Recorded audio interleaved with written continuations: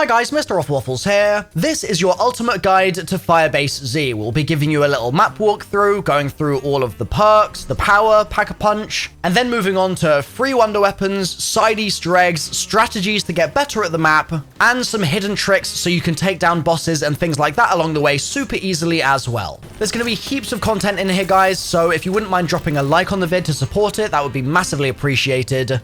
And now, with our intro out of the way, we can get started with the guide. When you spawn in, you'll see that there is a door you have to buy in order to get to the teleporter on the roof, which takes you to the main part of the map. However, you can actually get around buying that door simply by doing a cheeky little parkour jump. It means you can teleport on round 1 with no kills, so it's worth putting a little time into practicing this thing. Come to where I'm standing in-game in this little corridor and look towards this ledge. You're going to be running and jumping towards the right-hand side of the ledge and trying to mantle onto it. Now, it will take a bit of practice. It's unlikely you're going to get this first time. You need to really make sure you're being really careful with when you time your jump, because you want to jump as late as possible. And if you're already jumping late and it's still not working for you, try jumping even later and even earlier, obviously, just to sort of test where the sweet spot might be. If you successfully do the jump and you mantle up, you then just need to do a 180 and jump back across onto the kind of ledge thing on the other side, and then you can mantle onto the roof super easily. Now we're going to teleport, and I'll show you how to unlock power and pack-a-punch in this map.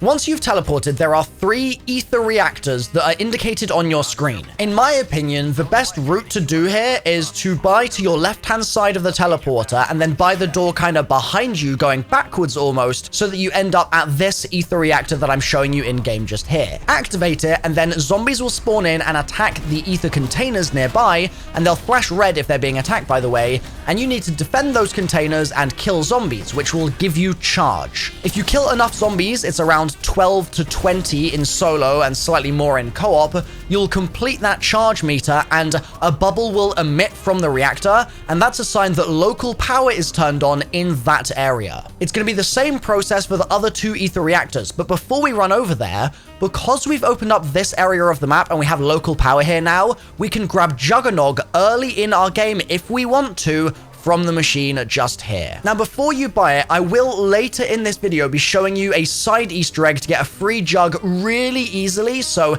if you want to save on the points, then absolutely wait a little bit and do that side EE that I'll show you later. But if you're a little bit of a newer player maybe, and you just want the reassurance of having Jug as soon as possible, then this is a really nice way to get it super quickly in your game. The other 2 ether reactors work the exact same way. I'll show you where they are now. This one is in the kind of mission control area where you talk to Perk during the Easter egg, by the way. I have a guide for that on my channel. And so we're going to activate it, kill a load of zombies, and protect the ether containers. The kills that you get are going to feed the soul box, and once that charge is completed, you'll get a bubble pop out again once more, and you'll have local power in that area. The third and final ether reactor we're going to do is going to be this one here in the data center. Same deal as before, hold square, fill it up by getting kills, and then once the bubble pops, you have power on not only just locally here now, but actually on the entire map. Those 3 reactors are all you need to activate power. The good news is that this also activates power back in the village where we spawned in, and it's going to open up the pack-a-punch machine in there as well. This is probably a good opportunity for me to give you a quick overview of where everything is in the map, a little bit of a walkthrough. So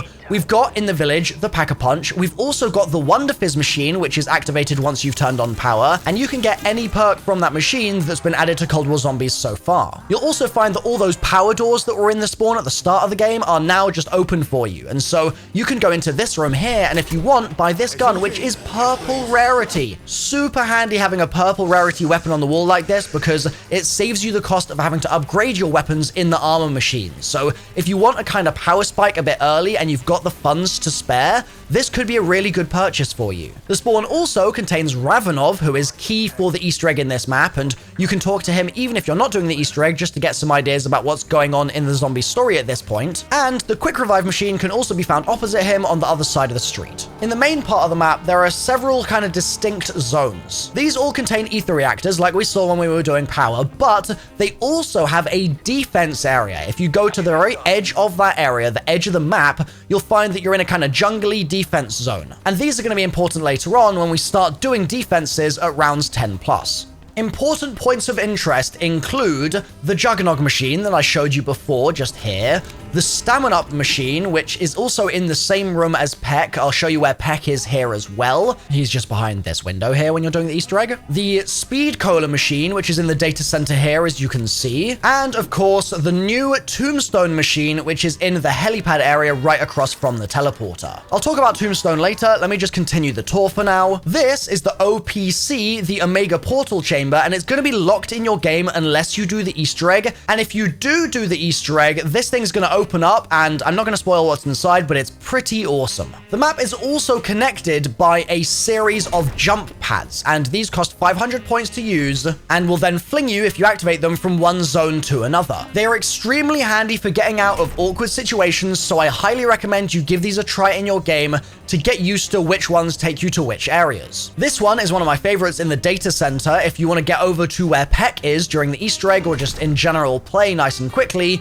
you can take it and it'll fling you right next to it into the defense area, at which point you can just turn left and boom, you're in the military command. It seems like there is also an Easter egg linked to these landers, and I'll have that linked in the description and in the top right-hand corner of the screen right now once it's solved by the community. There are also multiple armor stations on this map, which is a nice change from D Machine. There is one just here in this barracks, there is one just here in the planning office, and there is a third one just here in the weapon lab, which we're going to be using if we build the Rai K-84 for free as well later in our game. Okay, I think that's a good enough tour for now. Let's take a look at that free jug Easter egg I mentioned. This one is really easy to do. You need to come back to the spawn area and look through this little corridor here towards where the spooky bunny, the same one that's on the mystery box, is sitting. You need to aim down sight at the bunny and stare at it until it turns its head, you get a sound cue, and then it'll jump up and fly towards you. You've got to get the exact kind of trigger for this by looking at it, so look around the area a little bit while you do it, but basically stare at the bunny and the kind of bench above it a little bit as well. If it's not activating for you, shoot the bunny a little bit, but basically copy what I'm doing in the gameplay. You'll then be teleported to the dark ether, which is incredible. I can't believe Treyarch actually did something like this. It's so cool.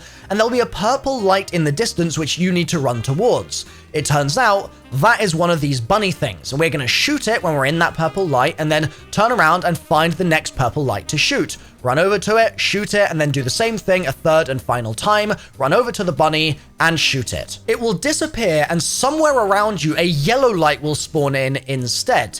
This is a rewards crate, just like the Coffin Dance Easter egg from D Machine. It gives you a free jug, and you can actually get a free Rai K from this in your game as early as, what, round 6 or 7? It's pretty nuts how soon you can get this thing if you get lucky. So grab your free perk and grab your free weapon and all the other rewards, but be quick, because unlike the Coffin Dance Easter egg in D Machine, this actually kicks you out of the area and takes away your rewards if you don't grab them fast enough. So be speedy. That's actually probably a good segue to start talking about how to get the wonder weapon for free, the Rai K-84. I'll give you methods to get it first, and then I'll showcase what it does and how to use it best. The Rai K can be got from the free jug Easter egg I just showed you, and it can be got from the trials machine next to the teleporter. Activate the trials, and you'll need to build up your trial reward rarity until it is legendary, and only then should you claim your reward. It isn't a guaranteed Rai K, but the odds are pretty good, and if you don't get it the first time, you can obviously just do a load more trials and then get another legendary reward and hope for the best a second time. The Rai K is also in the mystery box, and by the way, multiple players can have the Rai K at a given time in the game. It's not just one player that's allowed to have it and that's it. If that wasn't enough for you, those 3 methods, there is a 4th one, which is the Rai K side quest, which I'm going to explain now, which guarantees you a Rai K every time, but takes a little bit longer to do. Come to the weapons lab, and you're going to find a computer that says, "Prove you are me." We'll interact with this in a second, but first you need to grab the blueprint just to the left of it on the wall. With that picked up, run over to the scorched defense area of the map, and out here you should now be able to find a body leaning against this vehicle. Now, the body will not be there until you pick up the blueprint, so don't make the mistake of thinking that you can switch the order of those steps. Run over to the body, hold square, and you'll actually extract its eyeball. Now, I don't know if YouTube allows this sort of stuff, so I'm going to put something on the screen instead just to make it friendly for children, but you know what's going on here. Once the animation finishes and you've held square to get your eyeball, you might also have some intel on the floor that you can pick up here, so don't miss out on that. With eyeball retrieved, run back to the weapon lab and place it into the retinal scanner. This will cause a desk drawer to open in front of you, and you'll be able to grab a key from inside. You'll also notice that the computer screen will change color now. With the key picked up, you're going to run over to the barracks and start opening lockers. There's some intel in the lockers which you can grab if you run into it, so definitely do that, but what you're looking for is a mimic. There are 6 lockers in barracks 1 and 3 lockers in barracks 2. Multiple lockers will spawn in mimics, but only one of those mimics will drop you the item you need, so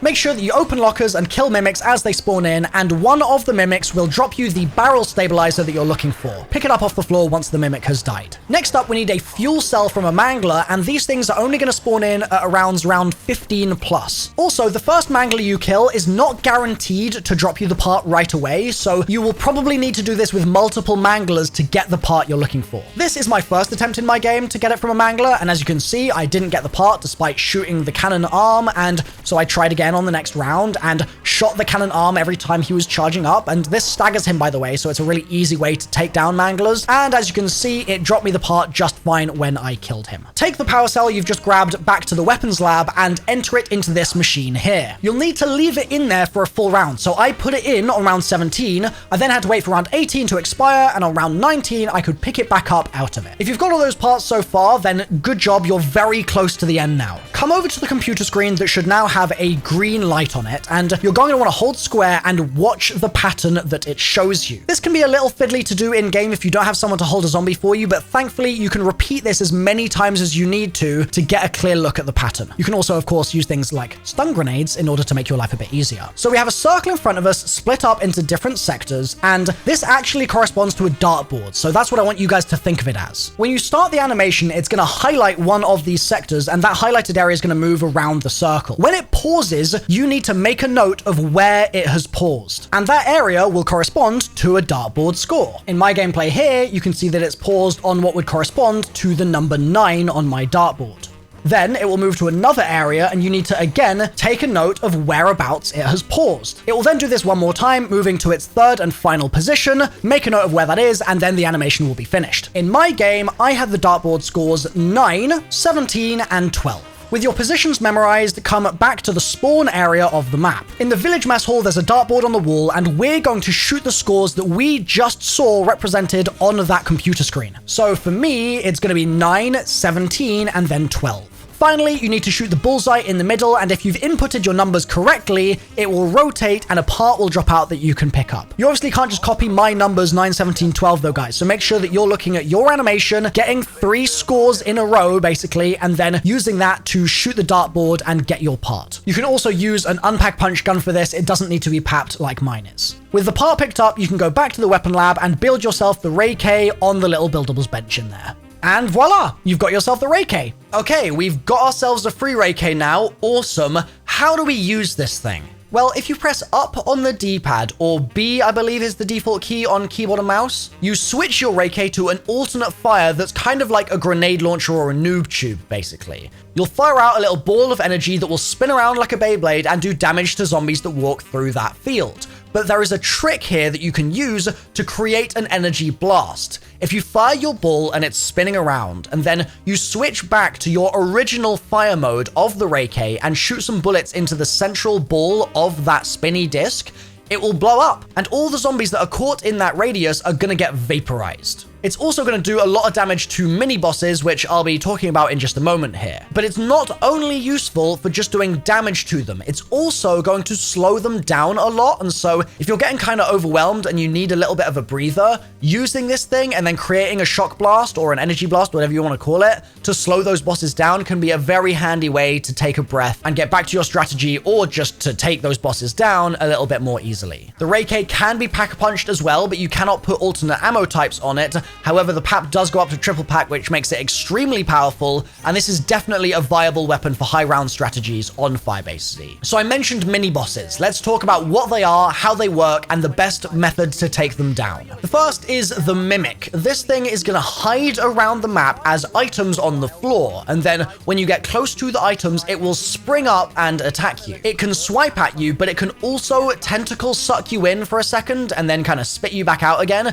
which can be a little disorienting disorienting, but thankfully, usually this isn't going to get you killed because unlike the Panzer, for example, you don't just get insta-killed when you get sucked in and get like flamethrowed or something. Instead, it's going to do a little bit of damage to you for sure, but when it spits you back out, you'll be further away from it and you'll be able to run away and recover your health. You have several options at your disposal to take mimics down more effectively. One of them is the Rai K-84, and not just the Shock Blast. There's actually a weird trick with this weapon where the headshots that you get with the Rai K do 4 times damage compared to a regular shot. Now, this is much more than a regular headshot gets on, for example, a zombie. With zombie crits, it's normally a 2 times multiplier for your headshots, but with the Rai K, on the mimics, it's a 4 times multiplier, so make use of that. You can, like I said, slow the mimics down also using that Rai K Shock Blast. So shoot your grenade ball and then shoot into it with the regular shots from the Rai K, and it will cause the Shock Blast and you'll slow the mimics down. You also have an alternative here for your regular weapons, which is to use the Brain Rot or Poison alternate ammo type. This can be equipped from the Pack-a-Punch, and once you've got it on your weapon, you'll also do an extra 2 times damage to the mimic at all times. This comes in super clutch if you've got, for example, a Gallo or a Hauer. You can lay into the mimic and it will die in no time with that AAT. Next up, we've got the Mangler. This is a fan favorite from Gorod Krovi, and the way this one works is he'll charge up a blast of energy on his cannon arm and then fire it towards you, or just start charging at you and try and swipe you down. Now, just like the Mimic, there are different options for taking these down. One of them is to use an alternate ammo type once again, but not poison. This time, fire, napalm burst, blast furnace, whatever you want to call it. The fire AAT is going to do double damage to the Mangler at all times. So that in itself is very handy, but what's cool about the Mangler is that unlike with the Mimic, where we could either do the Rai K damage buff or the AAT damage buff, with the Mangler, we can do our AAT trick and we can shoot it in this special weak spot to take it down even faster, so you're getting an even bigger multiplier. The Manglers are weak on their cannon arms, and you can actually insta-kill the Manglers from like 3/4 health if you destroy that cannon. It will explode and the Mangler will just die. The Manglers can also be staggered when they're trying to shoot you with their cannon arm if you shoot it in that arm. They'll kind of wave their arms around for a second if you shoot them and interrupt them, and this gives you a really good opportunity to keep shooting into that cannon arm and making the Mangler explode. The Manglers will spawn in around rounds 15 plus, and the other special zombie type in this map are Hellhounds, which spawn at around rounds 25 plus. The Hellhounds are going to run towards you on fire and then explode, and they'll cause a patch of fire to be left on the ground, which you need to avoid for about 10 seconds. They die super easily, so just try and shoot them when they're far away from you, and you'll be fine with these things. Now, let's not get ahead of ourselves here, talking about rounds 15 plus, rounds 25 plus. Before that, you're going to get a defense round, and we should talk about that now. These defense rounds start around round 10 and repeat every 10 rounds or so. When a defense round begins, one of the 3 jungly areas of the map that I showed you before are going to be indicated on your screen. It'll either be Rocky, Scorched, or Jungle Defense. You need to run over there and wait for the timer to expire, at which point you're going to get a wave of zombies coming towards you and attacking the kind of beacon in the center of that area. It's your job to take the zombies down before they destroy that central beacon, but if you fail, it's okay because you'll basically be pushed back to the nearest ether reactor. So if you're in Scorched Defense, for example, then the nearest ether reactor is in the building where Perk is. The zombies will continue to attack this thing, and if you fail to defend that, local power will be turned off in that area and you'll have to redo your ether reactor to turn it back on. However, if you successfully defeat the horde before they destroy anything, then you'll be rewarded with a max ammo and a carpenter, and you'll move on to the next round. Now, at rounds 30 plus, every 10 rounds, an order is going to spawn in. That's the boss in this map, and it's going to slowly walk towards you while you're doing the defense and fire projectiles at you. You have to take the order down to get through the round, and I'll give you a strat for that in a sec. First, I want to talk about his abilities. He can straight up step on you if you get too close, so do not do that. He can also fire flaming dogs out of you out of his club hand when it opens up, and he can fire almost clouds of plague gas or something, which will give you like a weird butterfly effect on your screen and take your health down. Your main priority during these rounds, really, in my opinion, is actually just to make sure that you don't die. It's easy to get flustered by the fact that the boss is attacking you and the zombies are attacking the thing and everything's going so fast, and it's like, oh my goodness, there's so much going on.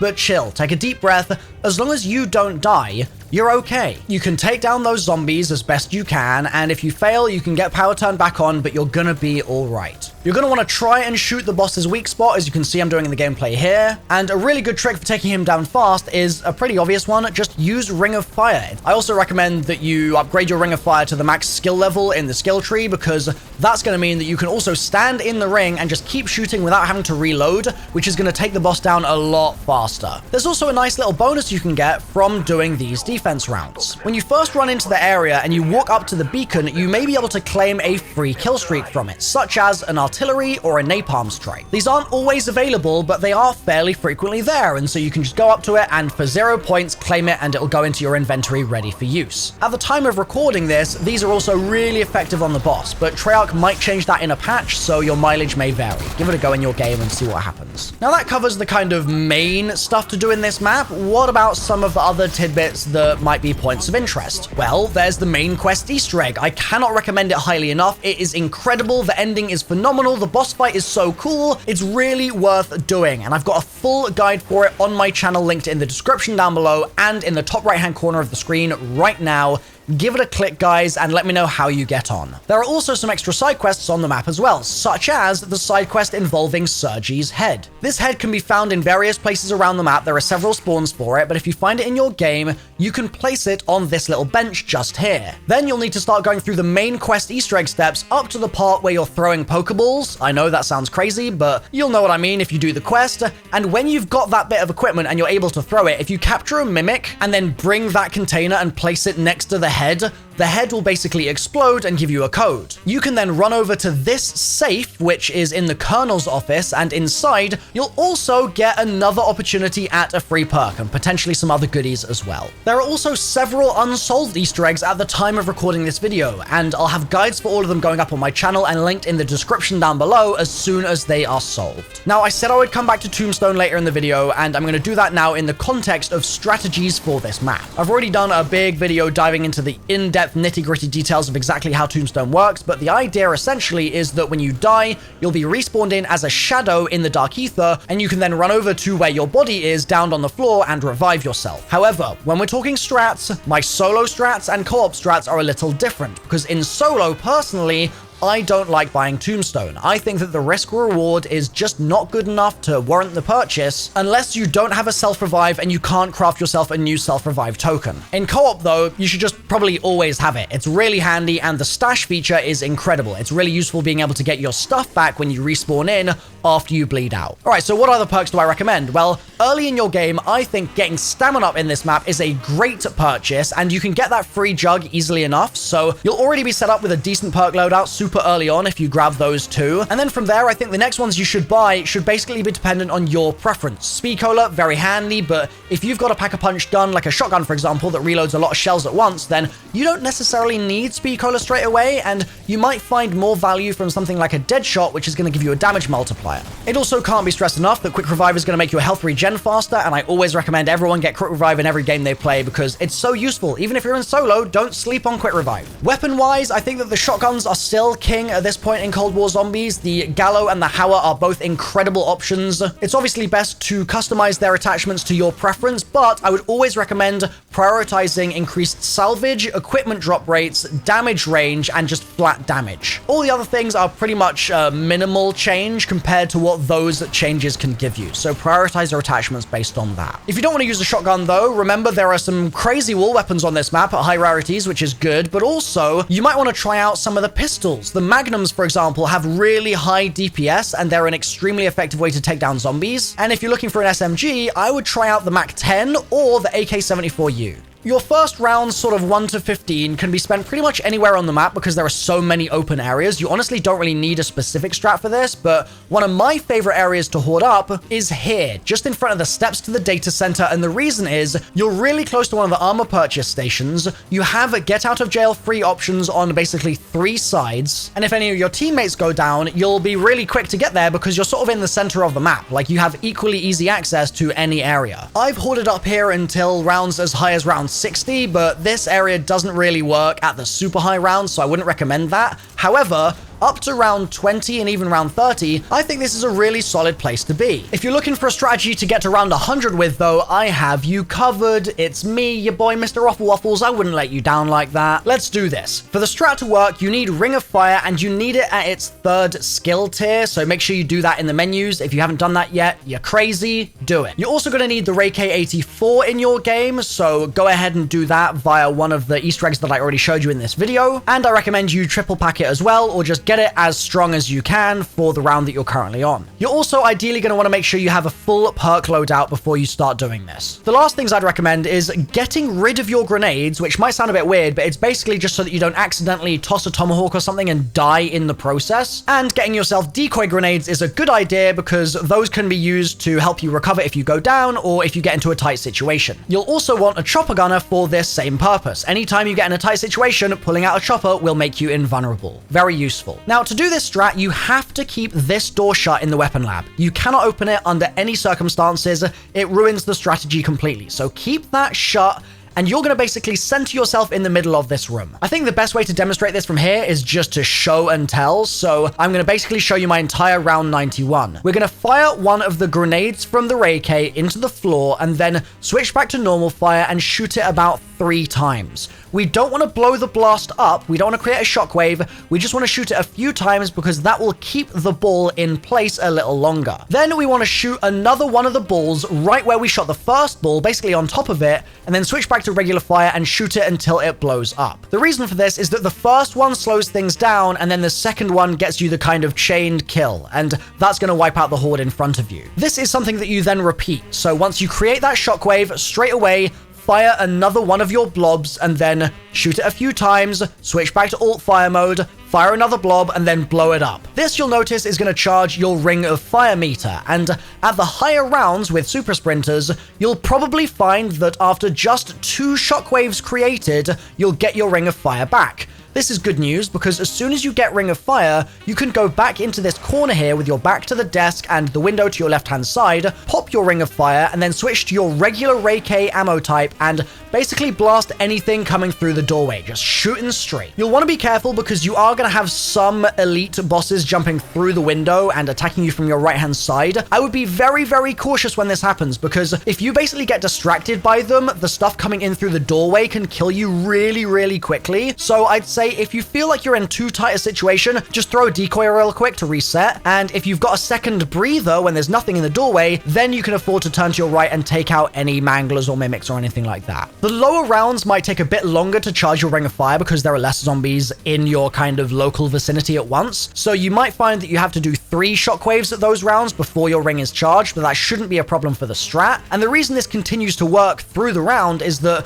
the mimics and manglers are going to be the things dropping you ammo right in front of you that you can then grab, and you can also top up your armor from them as well. The end of the round is resource collection time. Just run through the massive pile of stuff that you've got lying there waiting for you to pick up, and if you need to, you can top up your ammo and armor at the ammo crate and armor station that are super nearby. It's at the end of the round where you can obviously buy a new chopper gunner as well if you had to use it during the round. Now, rounds often end with manglers that you have to kill, kind of stray manglers, and these obviously die more easily to fire damage like we said before, and so having your other weapon be a triple pack shotgun with blast furnace or napalm burst is a good idea. This is all well and good, but what happens when you have a defense round with the Order, that big boss that comes stomping in? Well, these are pretty self-explanatory, I think. You're going to use the blob and then create shockwaves to kill all the zombies with the Rai K-84, and if you want, you can use air support on the Order as it's pretty effective. You can also make sure you've got Deadshot for these so that you can blast into the boss's face real easy, and like I said before, you'll also then not have to reload, so it just means you can beam the boss down with the Rai K pretty straightforwardly. Next, let's talk about going down and recovering from it. If you do go down,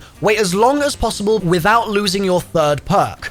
I recommend in your game buying Jug, Stam, and Quick Revive first, as those are going to be the perks that you keep when you go down. You'll lose your other perks above that. And Jug, Stam, and Quick are the most important ones for recovery, so those are the ones that we never want to lose. When you get back up, you're going to basically do exactly what I'm doing in the gameplay here. Shoot the ground kind of in front of you a little bit with that alternate ammo type so that zombies are slowed and they can't catch up with you. Run over to this bench here, rebuy any decoys that you need to grab, your self-revive, and a chopper gunner, and then you can teleport heli back to the spawn area and go to the Wonder Fizz to get all of your perks back. There's an armor station back in spawn, of course, as well, if you need a quick top up while you're there. And another tip is if you get stuck in the village at any point in your game and you have a chopper gunner, you should use the chopper but not fire at any zombies. And what will happen, weirdly, is the zombies will basically run into this building here, like they'll just leave the area, and you can then exit the chopper and run and quickly pack a punch or something, and then run up into the building and jump across the roof and then just teleport out super easily, or you can just run past the zombies like I'm doing in the gameplay here. Either way though, using the chopper to basically hold the zombies for you is a really handy tip in this area. You should never hesitate to use your chopper. If you're in a bad situation, it's get out of jail free, like I said. It's really useful, and the same goes for your decoys. Now, you've got to be careful because in that room, if you're anywhere near that door at the back, do not exit your chopper early. Just do not do it. The reason for that is that often the keybind for exiting the chopper is the same one as buying a door. And so if you hold that button down while you're in the chopper, you may open the door and ruin your entire run. It's not worth the risk. And the same applies for C4. Double tapping square to get your C4 to explode? No, no, no. You're going to open the door by accident. Do not do it. The strat can be a little sketchy in the 60s and 70s, but honestly, as you get to those max speed super sprinter rounds and you basically get comfortable with the strat, it's going to smooth out a lot, and it actually almost becomes easy, which is awesome because that means that this map is not only accessible for newer players in the rounds 10 to 30 or 0 to 30 rather, but also has some really accessible high rounds as well if you employ these tips. It'll take some practice. Don't expect to have it go completely smoothly on the first time because you are micromanaging in a small environment, but I promise it'll be worth it because this is a really, really fun strat. With all that done, I think the only thing left to talk about is the story, and I don't want to give too many spoilers in this video, so I'm not going to talk about the ending, but essentially, in D Machine, we destroyed that facility when we left, and we realized that Omega had other breaches, dimensional breaches around the world that they had been experimenting at. This particular one, for example, was chosen because of the fact that there was a dimensional tear in this area already, and the connection to the Dark Ether was very easily accessed because the dimensions were basically very close together. There was a very thin wall between them. Dr. Peck set up the experiment, and that's why we talked to him throughout the map's Easter egg, and Samantha, who basically told us about this location in the first place, went to the facility early and got captured, and that's why in the egg we have to basically try and free her. The rest of the details have all been discussed at length in my other videos, so make sure to check those out. I think with that said, that actually wraps up this ultimate guide. Jesus Christ, this has been a lot of work. I hope it's been useful for you guys. If it has been, please drop a like. I'd really appreciate that, and consider, I don't know, leaving a comment that's positive. That would be really nice, actually. If you could all just leave a positive comment, that would make my day. Thanks, everybody. I've been MrRoflWaffles. This has been a collaborative project with Big Joey Conway and MC Sportshawk, so shout outs to them. I'll see you guys in the next one. Bye for now.